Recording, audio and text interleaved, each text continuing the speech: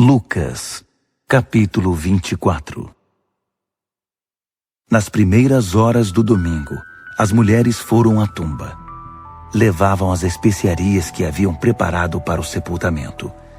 Encontraram a pedra da entrada da tumba fora do lugar e entraram. Mas não encontraram o corpo de Jesus lá dentro. Confusas, tentavam imaginar o que teria acontecido. Então, de repente, 2 homens com luzes brilhando ao redor apareceram ali. Elas ficaram apavoradas e se curvaram em reverência. Os homens disseram: "Por que vocês estão procurando aqui aquele que está vivo? Ele não está aqui, mas ressuscitou. Lembrem-se do que ele disse quando ainda estava na Galileia, que tinha de ser entregue aos pecadores, ser morto numa cruz e ressuscitar no 3º dia." Então elas se lembraram das palavras de Jesus. Deixaram o túmulo e contaram tudo aos 11 e aos demais. Maria Madalena, Joana, Maria, mãe de Tiago, e as outras mulheres que estavam com elas relataram os fatos aos apóstolos, mas eles não acreditaram numa só palavra que disseram, achando que era coisa da cabeça das mulheres. Mas Pedro correu até a tumba. Olhou para dentro e viu apenas alguns lençóis, nada mais. Abalado e admirado, ele voltou balançando a cabeça. Naquele mesmo dia, 2 discípulos caminhavam em direção à cidade de Emaús, a uns 10 quilômetros de Jerusalém. Eles conversavam a respeito de todas as coisas que aconteceram. No meio da conversa, Jesus apareceu e os acompanhou, mas não o reconheceram. Ele perguntou: "O que vocês estavam discutindo tão compenetrados?" Eles pararam cheios de tristeza, como se tivessem perdido o melhor amigo. Um deles, chamado Cleopas, respondeu: "Você deve ser a única pessoa de Jerusalém que não sabe o que aconteceu nos últimos dias." Ele perguntou: "E o que foi?" Eles disseram: "As coisas que aconteceram a Jesus, o Nazareno. Ele era um homem de Deus, um profeta, que falava e fazia como ninguém. Era abençoado por Deus e amado pelo povo.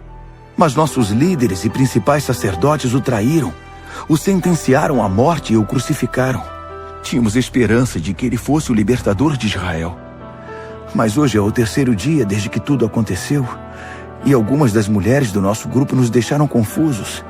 Hoje de manhã, bem cedo, elas estiveram no túmulo.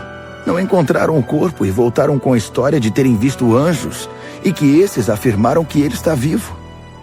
Alguns dos nossos amigos foram ao túmulo para verificar e o encontraram vazio, como as mulheres disseram, mas não viram Jesus."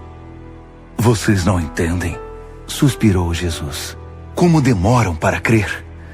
Porque não acreditam em tudo que os profetas disseram. Não percebem que tudo isso tinha de acontecer, que o Messias tinha de sofrer antes de entrar na glória?" Então ele começou do princípio, com os livros de Moisés, e percorreu todos os profetas, explicando tudo o que as Escrituras diziam a respeito dele. Quando chegaram à entrada da cidade de destino deles, Jesus fez como se fosse seguir adiante, mas eles insistiram: "Fique e jante conosco. Já é quase noite, o dia já se foi." Então ele foi com os 2, e foi isto que aconteceu. Ele se assentou à mesa com os 2. Tomando o pão, ele o abençoou, partiu e deu a eles. Nesse momento, seus olhos se abriram, e eles o reconheceram. Então, ele desapareceu.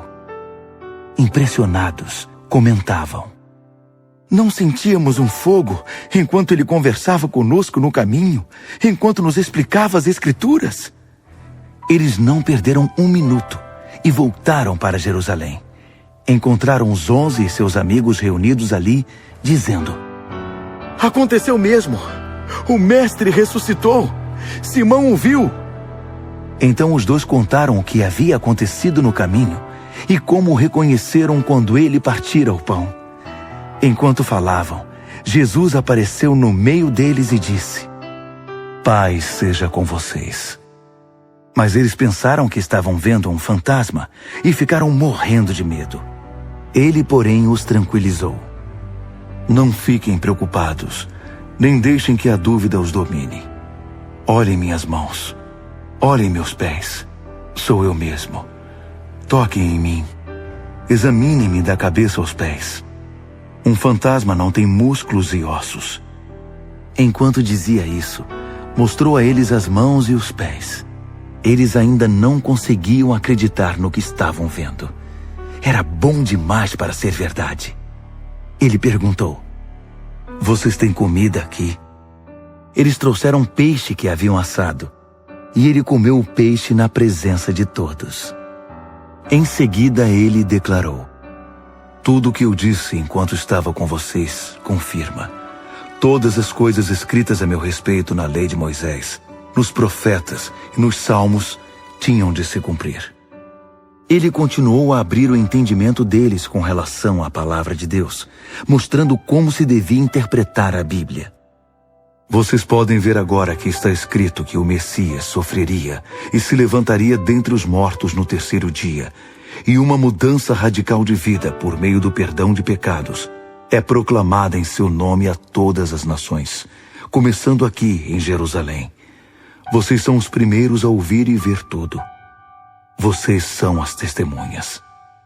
O que virá depois é muito importante. Enviarei o que meu Pai prometeu a vocês. Então permaneçam na cidade até que recebam, até que sejam capacitados com o poder que vem do alto. Depois ele os levou para fora da cidade, até perto de Betânia. Levantando as mãos, abençoou-os, e enquanto os abençoava, foi elevado aos céus. Eles se ajoelharam, adorando-o. Voltaram para Jerusalém, explodindo de alegria, e passavam todo o tempo no templo, louvando a Deus. Amém.